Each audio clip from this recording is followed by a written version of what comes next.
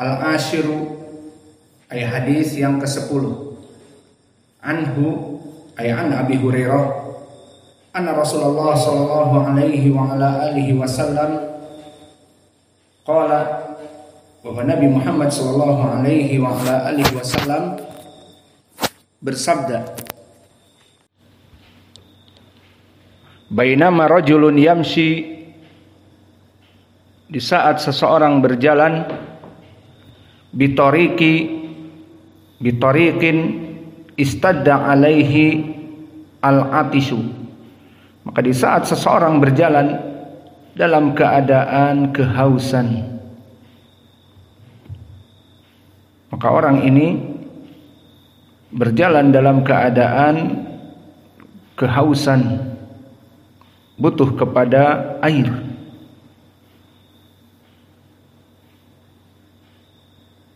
Istadda alaihi al-atasu, yang mana rasa dahaga itu sangat berat bagi dirinya. Fawajada bi'ran fanazala minha fashariba, kemudian dia mendapati sumur, kemudian dia turun ke sumur tersebut dan minum dari air sumur tersebut. Summa kharaja, kemudian dia naik ke sumur tersebut dan keluar. Faida kalbun yalhasu yakulu thara minal atoshi, maka dia dapati di saat baru keluar dari sumur dan melepaskan dahaga dengan air sumur, maka di saat dia keluar didapati kalbun yalhasu, didapati anjing yang dalam keadaan yalhas. Mana yalhas? Dalam keadaan dahaga. Yaqulu thara minal atos, dia memakan asaro. Apa makna asaro? Asaro adalah tanah yang terkena sedikit dari tetesan air. Maka terbayang anjing ini saking hausnya, maka dia makan dari tanah yang bercampur ada sedikit airnya. Tanah-tanah becek dari bekas sumur. Orang menimba sumur, maka air tertumpah di bibir-bibir sumur. Nah di situ anjing ini memakan asarok, tanah yang bercampur dengan lumpur, becek. Faqala rajul laqad balagha hadal kalbu minal atosi mislu ladzi kana qad balagha minni, maka anjing ini telah kehausan seperti aku tadi merasa kehausan. Maka di sini seseorang merasakan haus dan merasakan lapar kepada penderitaan orang lain di saat dia merasakan haus dan lapar. Maka ini dari keutamaan pernah menjadi orang yang kekurangan. Maka dia merasakan, sebagian dari kaum muslimin ada yang miskin dan papa, mengharapkan bisa makan enak, mengharapkan bisa membeli minuman sejuk, dingin, es krim dan yang lainnya. Di saat dulu dia tidak pernah merasakan keadaan seperti ini, maka mungkin dia tidak pernah merasakan bagaimana lapar dan hausnya dan butuhnya kepada makanan dan minuman. Maka lihat, digambarkan di dalam hadis ini bahwa orang ini dalam keadaan berjalan kehausan mendapatkan sumur, bersyukur, turun minum, kenyang dari dahaganya. Yarwil golil, terlepas dari dahaganya. Kemudian dia saat dia naik didapati anjing yang menjilat-jilat, bahkan memakan lumpur yang ada airnya dari tanah karena saking hausnya. Maka disebutkan di hadis ini bahwa anjing ini telah mencapai kepada rasa haus seperti yang aku tadi merasa kehausan, dan Allah memudahkan kepadaku untuk meminum dari air. Maka lihat, Seseorang bisa menjadi penderma, seseorang bisa menjadi pemberi sedekah, seseorang bisa merasakan rasa lapar dan haus dari orang lain dikarenakan dia dulu pernah merasakan keadaan seperti ini. Maka inilah dari hikmah kita melaksanakan puasa Ramadan di antaranya, dan puasa-puasa yang lain, di mana dengan kita melaksanakan puasa meskipun ada makanan, namun kita merasakan bagaimana lapar dan bagaimana haus. Seperti itulah keadaannya. Dan orang ini mendapati anjing yang merasakan kehausan seperti dirinya. Maka dia merasa ternyuh karena merasakan bagaimana dirinya dalam keadaan kehausan, dan Allah menolongnya dengan mudah. Diberikan sumur dan dia bisa minum dari air sumur. Namun anjing bagaimana? Kalau anjing ini turun ke sumur, dia akan tenggelam. Beda dengan manusia. Maka anjing ini mau melompat ke bibir sumur untuk minum, dia akan terjatuh dan akan mati tergenang di dalam sumur. Maka di sini dia merasakan iba, dikarenakan merasakan dirinya bagaimana dirinya dalam keadaan kehausan. Fanazalal bi'ra, maka dia turun. Famala'a khuffahu ma'an. Apa makna khuf? Khuf adalah sepatu yang menutupi mata kaki. Baik menutupi mata kakinya sedikit, setengah, seperti khuf, sepatu yang kita pakai dari sepatu-sepatu yang dia itu seperti Dr. Martin ataupun Kickers atau yang lainnya yang menutupi mata kaki sedikit. Dan ada lagi lars panjang yang dipakai oleh para tentara ataupun polisi, itu juga dinamakan khuf. Maka definisi khuf adalah dia adalah sepatu yang menutupi mata kaki. Jadi mata kakinya tertutup. Adapun sepatu badminton yang kita pakai, maka dia bukan khuf. Dia hukumnya seperti sandal. Maka famala'a khuffahu, berarti orang ini menggunakan khuf, menggunakan bisa jadi sepatu lars panjang seperti tentara ataupun setengahnya seperti kickers, sepatu-sepatu yang tengah. Maka dia penuhi dengan air. Maka orang ini gambarannya turun ke bawah dan sepatunya dijadikan sebagai penampungan air, gantinya dari ciduk, gantinya dari baskom, gantinya dari timba dan yang lainnya. Dohirnya sumur ini sumur yang tidak terawat, tidak ada ember dan tali dan seterusnya. Famala'a khuffahu, maka orang ini turun dan memenuhi sepatu lars panjangnya. Dipenuhi dengan apa? Ma'an, berarti dia berkorban untuk tidak memakai sepatunya di saat naik, karena sepatunya dijadikan untuk menampung air. Summa amsakahu bifihi, tidak cukup dengan itu, dia memegangnya dengan mulutnya agar tangannya naik. Maka dia dohirnya sumur ini dalam, dan orang ini menyimpan sepatunya yang dipenuhi air dengan mulutnya, digigit. Untuk siapa? Mr. Dog, untuk si anjing. Lihat bagaimana keikhlasan orang ini. Susah. Amsakahu bifihi hatta raqiyah, sehingga dia memanjat dengan tangannya dan mulutnya membawa sepatu lars yang tinggi, sepatu tentara kebayang, dipenuhi air, memanjat seperti itu. Fasaqal kalba, maka dia memberikan minum kepada anjing tersebut.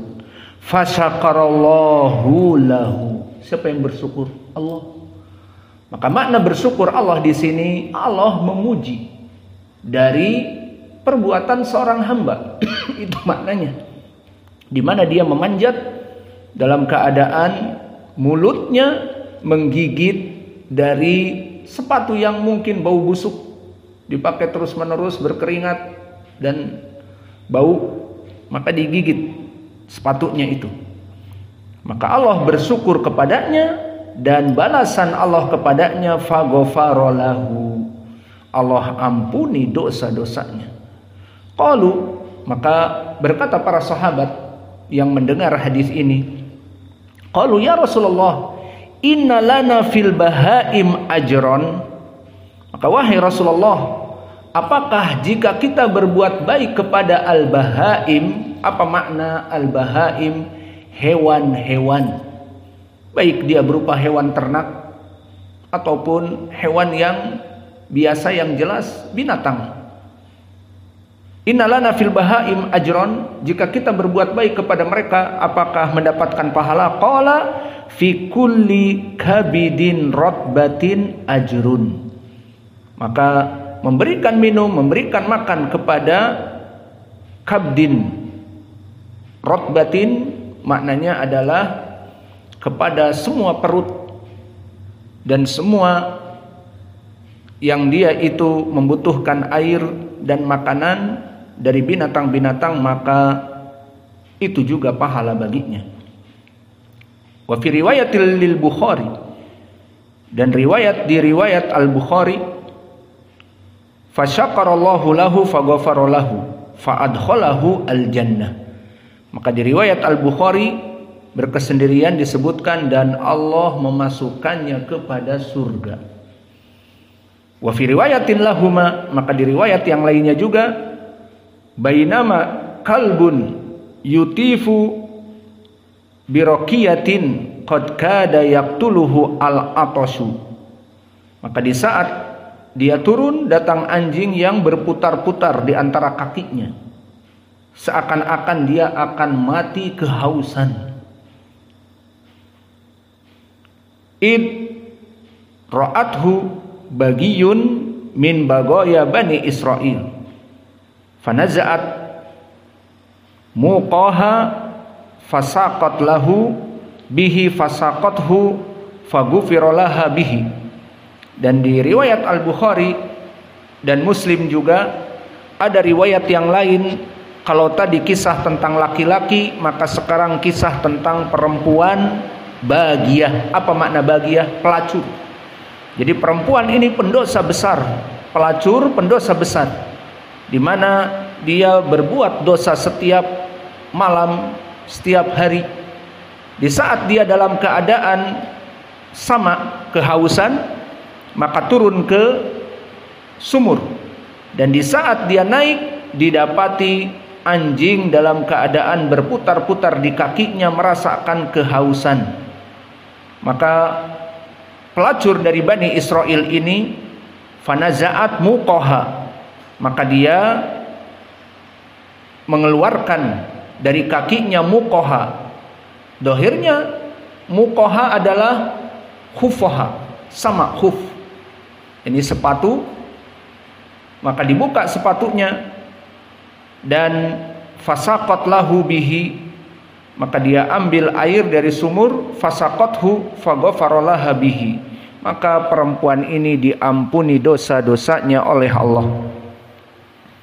Maka ini hadis dari berbagai riwayat, kisahnya sama. Maka faidah dari hadis ini ataupun mana wajah pendalilan hadis ini kepada bab kasraturukul khair, bahwa seseorang mudah sekali untuk melaksanakan kebaikan. Di pelajaran yang lalu kepada tetangga kita berbuat baik dan bertasbih, bertahmid, semuanya sedekah. Maka di sini bukan kepada tetangga tetapi kepada hewan. Maka kita mendapati hewan dalam keadaan kehausan, dalam keadaan kelaparan, diberikan makanan. Maka wajah pendalilannya, jalan kebaikan itu banyak meskipun kepada hewan. Kemudian disebutkan di dalam hadis ini, wahai Rasulullah, apakah fi kulli kabdin rotbatin ajrun? Maka apakah fi bahaim ajron, jika kita berbuat baik kepada binatang-binatang itu mendapatkan pahala, fi kulli kabdin rutbatin ajrun, maka kamu memberikan makanan minuman kepada binatang-binatang yang dia itu makan dan minum, mempunyai lambung dan lapar dan haus, maka kamu mendapatkan pahala. Maka orang-orang yang memelihara binatang seperti memelihara kucing, memelihara apa saja, maka dia memberikan makanan dan memberikan minuman dan memberikan kasih sayang, maka dohirnya dia mendapatkan pahala. Menyiapkan pasir, membeli pasir 120.000, beraknya aja ditampung pakai pasir, kemudian dikasih makan berapa? 5 kucing, 6 sama si Susan. Berapa sepekan? Mungkin biasa kita beli 3 hari 4 hari 100.000. Maka ini semuanya insya Allah mendapatkan pahala.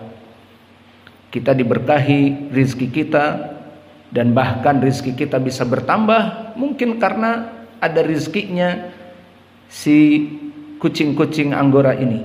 Seperti ucapan Allah, wa ma min dabatin fil ard illa 'alallahi rizquha wa ya'lamu mustaqarraha wa mustauda'aha.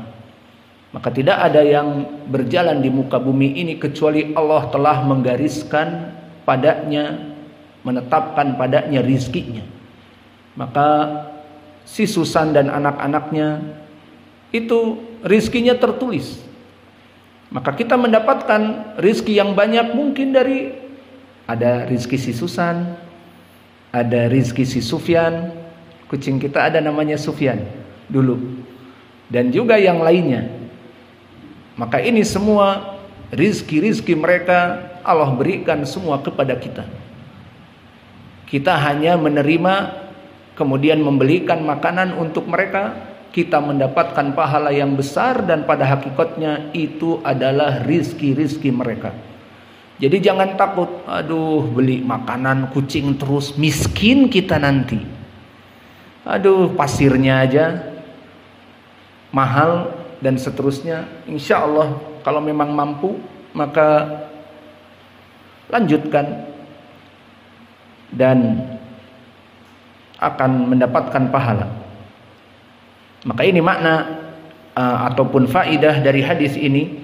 Jika kita memelihara hewan ternak ataupun hewan-hewan kesayangan di rumah, kemudian kita memberikan makanan kepadanya dan menyayanginya, maka mendapatkan pahala.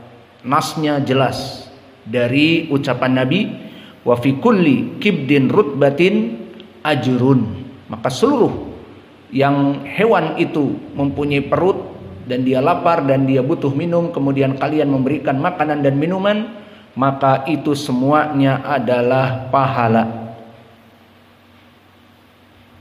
Maka ini dari keutamaan hadis yang kita pelajari, dan dari faidah hadis ini juga betapa manusia itu sangat mudah masuk surga.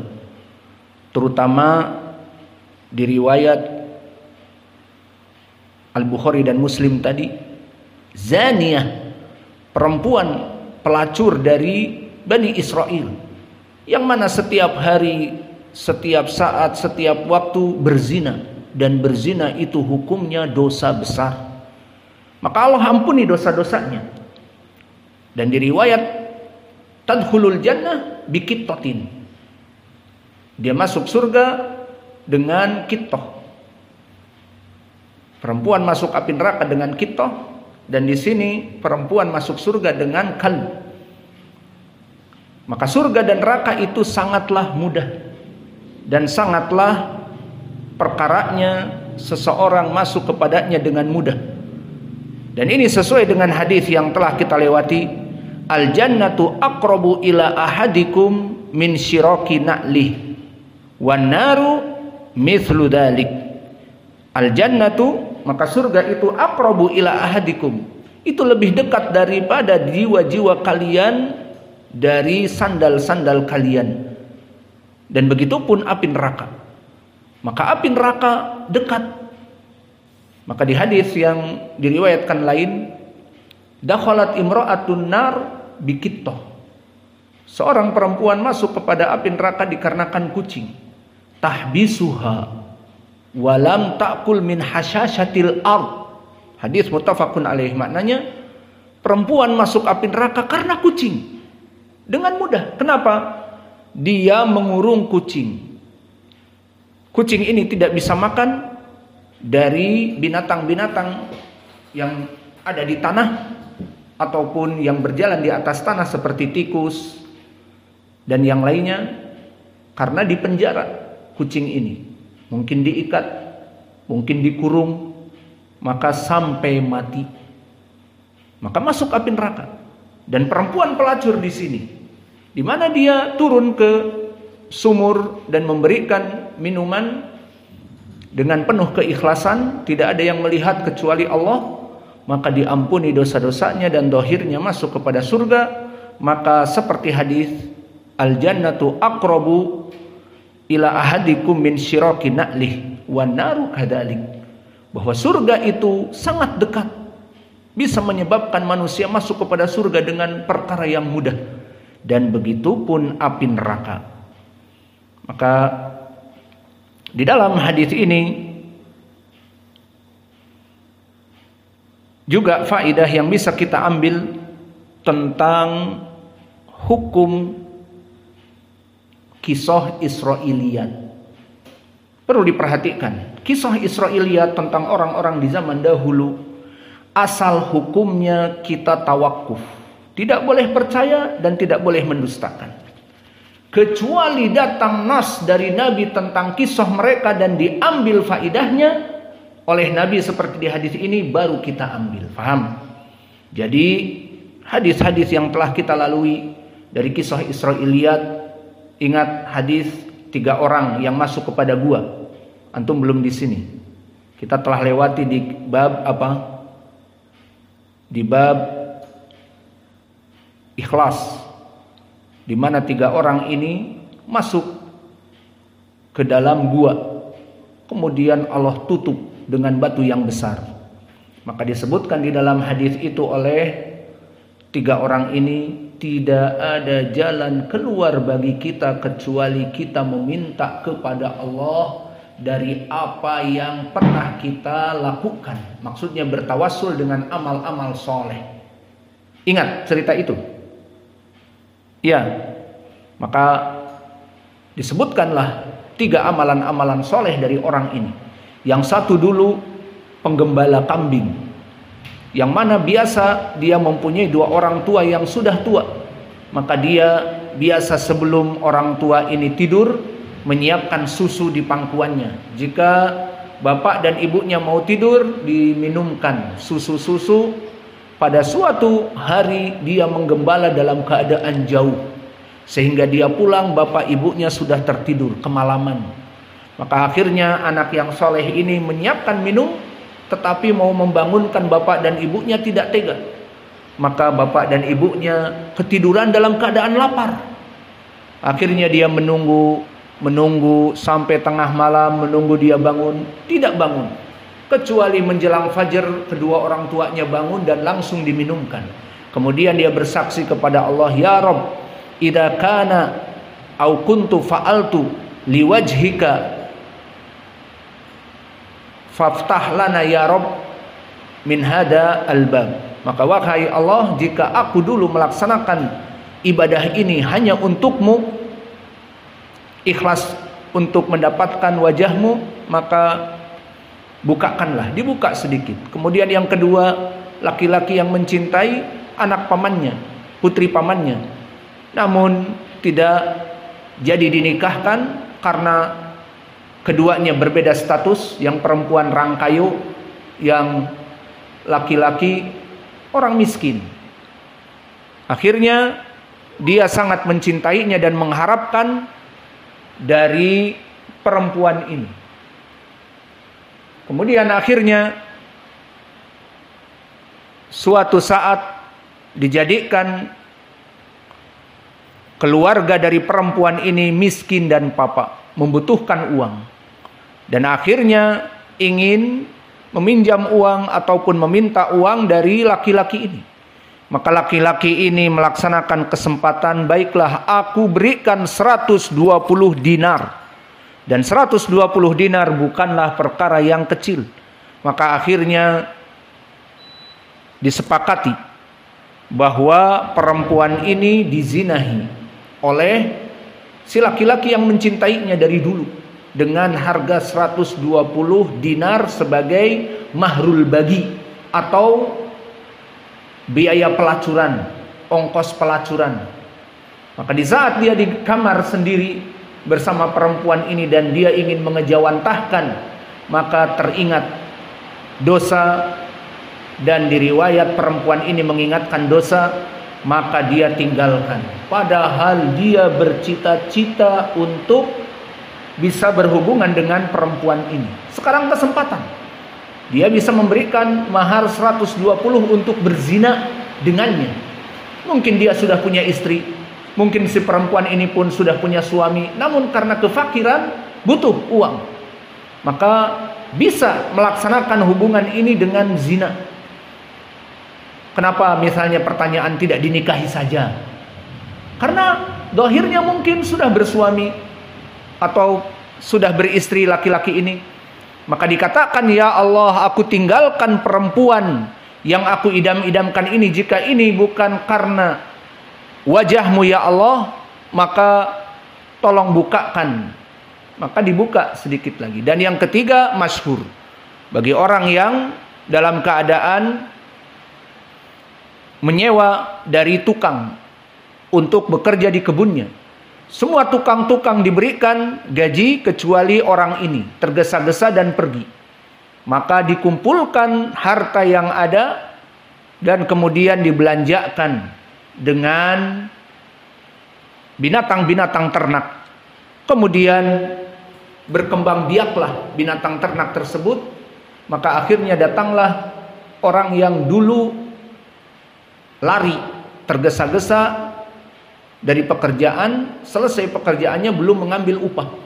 Maka di saat dia datang meminta upah kepada orang yang jujur dan baik ini, wahai Tuan, saya belum mengambil upah. Iya. Kenapa? Mau ngambil sekarang? Iya. Mana upah saya? Lihat, lihat, lihat. Kambing di sana, sapi di sana, unta di sana. Itulah upahmu. Maka dia mengatakan, kamu jangan bercanda denganku. Aku nggak bercanda. Ambil itu semua. Itu upahmu. La tadhak alayya. Jangan mengetawakan aku. La. Maka orang ini dijelaskan bahwa upahnya dia dibelikan betina dan pejantan. Kemudian semakin hari semakin banyak dan bertahun-tahun. Maka di saat mengambil upah, upahnya menjadi harta yang berlipat ganda. Bukan hanya sekedar upah uang saja. Maka orang ini dengan penuh kerelaan mengatakan, ambil ini semua dari uang upahmu yang dulu aku belanjakan. Sengaja. Maka dengan penuh kebahagiaan orang ini membawa semua yang diberikan oleh orang ini yang merupakan sumbernya dari modal upahnya. Maka orang ini berkata, ya Rabb, idza kuntu fa'altu liwajhikal karim fafrij anna min hada al-ghar. Maka wahai Allah, jika itu semua aku niatkan untukmu, ikhlas kepadamu, bukakan pintu ini. Akhirnya bergerak dan mereka bisa keluar. Poin pendalilannya kisah Israiliyat. Kenapa kita mengambilnya? Karena ini dikisahkan oleh Nabi dan Nabi menyetujuinya. Kita ambil, paham? Dan begitu pun kisah siapa? 3 orang yang botak dan a'ma dan abros. Ingat 3 kisah orang ini, tidak usah diulang ya, capek. Maka dari 2 kisah Israiliyat ini kita mengambil faidah. Dan pertanyaan yang besar, kenapa kita mengambil faidah dari kisah Israiliyat? Karena Nabi telah mentazkiyah kisah ini, bahwa Nabi memberikan kisah ini dan disuruh untuk mengambil faidah kepadanya. Adapun Kisah hadis ini pun sama. Disebutkan mangkana qablakum. Disebutkan bahkan perempuan dari Bani Israel. Jelas berarti Israiliyat. Dan juga rajulun, sebelum kalian yang dulu dalam keadaan kehausan, bukan dari kaum muslimin. Ini pun pendalilan bagi kita, kisah-kisah Israiliyat ini boleh kita ambil. Maka ini sesuai keumuman ayat, fa'tabiru ya ulil absar, dengan qiraah Wars. Dan juga Allah berfirman, laqad kana fi qasasihim ibratun li ulil albab. Qiraah Wars An-Nafi' li ulil albab. Maka di sini menunjukkan bahwa kisah-kisah mereka itu mempunyai manfaat. Namun dengan catatan, dari mana kita bisa mengambil manfaat? Dikarenakan Nabi mentazkiyah kepada kisah tersebut untuk diambil. Dan faedah yang lain dari hadis ini, bahwa al-jannah disebutkan tadi sangat mudah untuk dimasuki. Dimasuki dengan apa? Dengan akhlak yang mulia. Maka lihat di sini, si perempuan pelacur, dia berdosa kepada siapa? Kepada Allah. Antara dia dengan Allah hitungannya.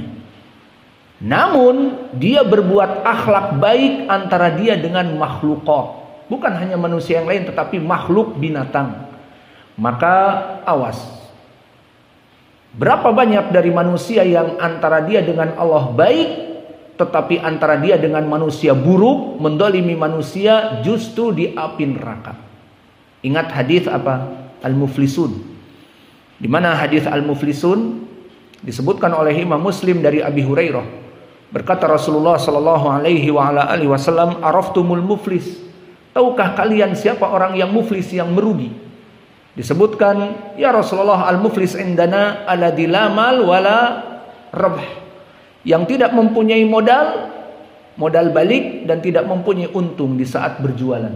Jadi jualan habis modal, untung tidak ada. Hilang begitu saja. Itu bankrupt. Itu orang yang muflis. Namun bukan itu yang diinginkan oleh Nabi. Maknanya orang yang muflis di hari akhirah. Maka dikatakan orang yang muflis di hari akhirah, alladzi ya'ti bis shalah wasiyam wazakah wal hajj wal umrah. Orang-orang yang mempunyai amalan antara dia dengan Allah. Puasanya Ramadan, puasa Daud, salatnya salat berjamaah yang wajib, kemudian salat duha, kemudian salat malam, menuntut ilmu, menghafal Al-Quran dan hadis yang berat, mengajarkan lebih berat. Kalau murajaah gampang, kalau belajar menghafal gampang, berdakwah kalian harus butuh kepada taufik. Karena kalian mengajak kepada manusia, bisa jadi manusia menyebut kalian Wahabi, pergi dari sini. Berapa dari pondok pesantren tidak jalan? Sudah beli tanah, sudah ini, karena diusir oleh orang-orang yang ada di sekitarnya, tidak jadi berdakwah. Berapa banyak? Dan seterusnya. Maka berdakwah lebih hanya sekedar menuntut ilmu, karena berdakwah adalah samarah, buah dari menuntut ilmu. Dia mengamalkan dan berdakwah. Maka di sini seseorang melaksanakan perkara-perkara yang sangat berat ini untuk tujuan Allah Jalla wa'ala, maka surga itu sangat dekat kepada manusia, lebih dekat dari sandalnya. Dan faidah dari sini juga bahwa surga dan neraka itu telah diciptakan seperti hadis yang terdahulu. Maka ini dari fawaid yang bisa kita berikan di dalam hadis ini. Adapun di sini saya lihat ada orang bule masuk. Akhuna Ahmad. Berarti butuh diterjemahkan. Iya, Ahmad. Dia sekarang sedang di Malaysia. Karena dia hadir maka kita butuh menerjemahkannya. Al-ashir anhu anna Rasulullah sallallahu alaihi wasallam qala bainama rajulun yamshi bitariq istadda alaihi al-arshu fawajada bi'ran fanazala fiha fashariba summa kharaja fa idza qalbun yalhasu ya'kulu as-sara minal arsh faqala rajul laqad balagha hadzal kalb minal atas mithla alladhi kana qad balagha minni fanazala al-bi'ra famala'a khuffahu ma'un summa amsakahu bifihi hatta raqiya fasaqa al-kalba fasyakara Allahu lahu faghafara lahu qalu ya Rasulullah inna lana fil bahaim ajran faqala fi kulli kabdin rutbatin ajrun atau ajran na'am ajrun muttafaqun alaih. So the meaning is from Abi Hurairah radhiyallahu anhu reported, the messenger of Allah said, while a man was walking on his way, he became extremely thirsty. He found a well. He went down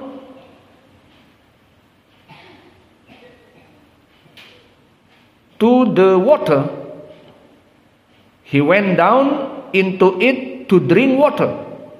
Upon leaving extreme thirst, he saw a dog which was panting out of thirst.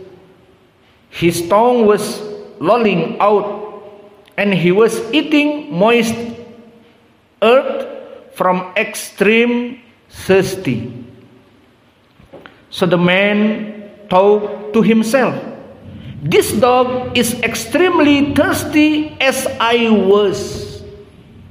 So he talking to himself, this dog is extremely thirsty as I was. So he descended into the well, filled up his leather sock with water, and holding it in his teeth, climbed up and quenched the thirst of the dog. And Allah Jalla wa Ala appreciated his action and forgave his sins. So the Sahaba said, shall we be rewarded for showing kindness to the animal also, Ya Rasulullah? So Nabi Muhammad sallallahu alaihi wasallam said, a reward given in connection with every living creature. So this is the meaning from this hadith. So the point from this hadith in this chapter, too much way for good deeds. So in the other hadith, we make good deed with ourselves, with tasbih, tahmid, sadaqah, or to neighbor. Like before in the hadith, if you make marok, so please make much marok to give your neighbor. So make a good with the neighbor.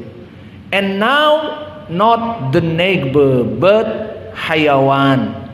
Now to animals. So you have a good manner to animals, like you have cat or you have anything to give food to him or to eat, so you still have reward from Allah. So this is the beneficial from this hadith. You hearing dars? Kalian dengar pelajaran atau hujan? Tetap dengar. Maka ini hadis yang bisa kita berikan dari pelajaran ini. Kita tambah satu hadis lagi. Tamam.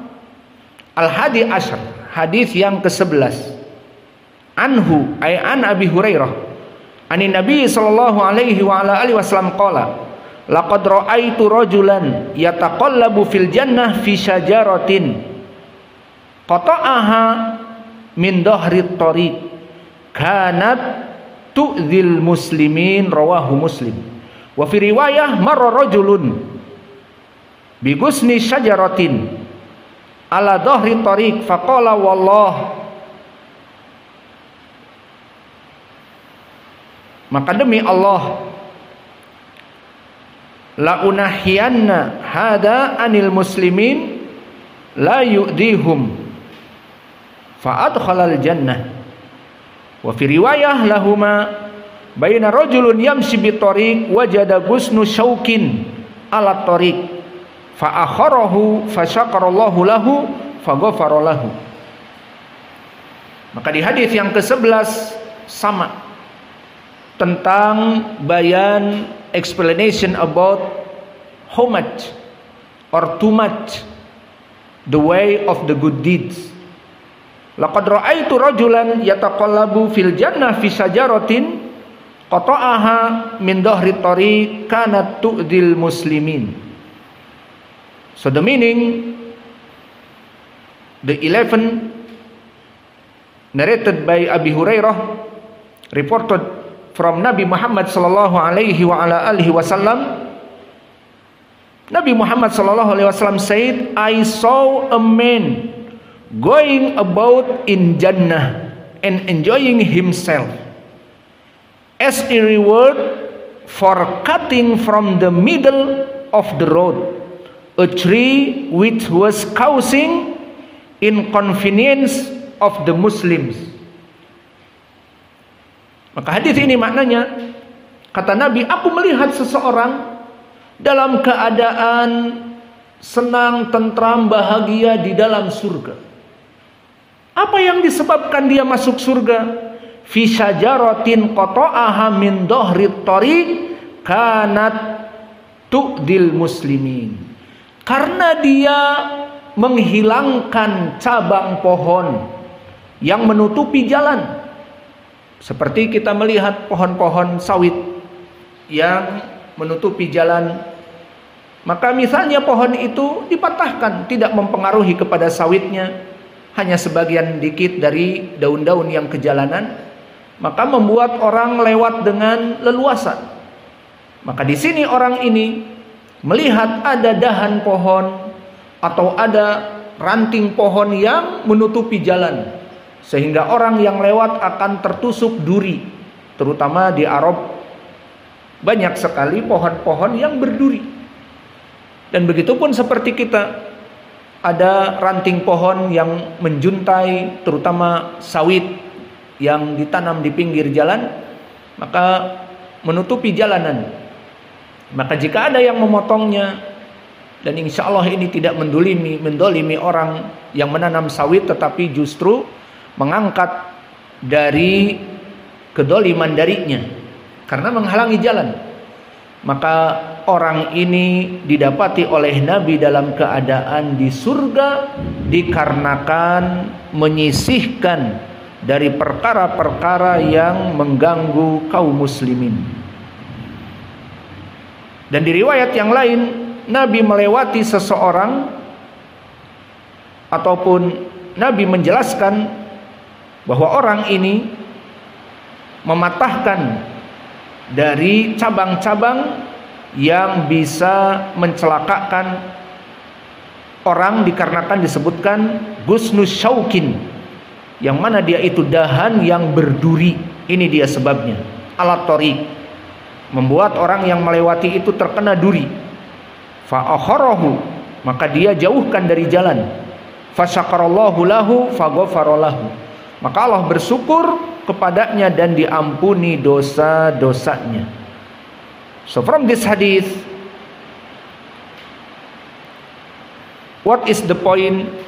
The point is Nabi Muhammad sallallahu alaihi wasallam explained about too much way to the heaven, too much way to make good deed and coming to the heaven.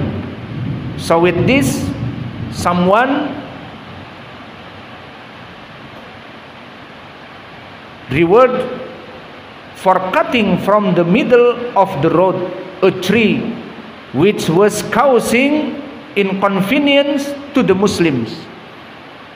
So because this, Allah reward him to the Jannah. Maka hadis ini jelas pendalilannya tentang permasalahan memberikan jalan-jalan yang bisa menyebabkan masuk surga dengan mudah. Dan ini sesuai dengan hadis yang telah kita berikan, al-jannah, bahwa surga itu lebih dekat daripada syiraki na'lih, wa naru kadalik. So like hadith before, the paradise is very near than your sleeper, and the hellfire like this. So you remember Ahmad, this hadith. So this hadith talking about this. Maka ini yang bisa kita berikan. Wa naktafi ila huna wa jazakumullahu khaira wa barakallahu fikum.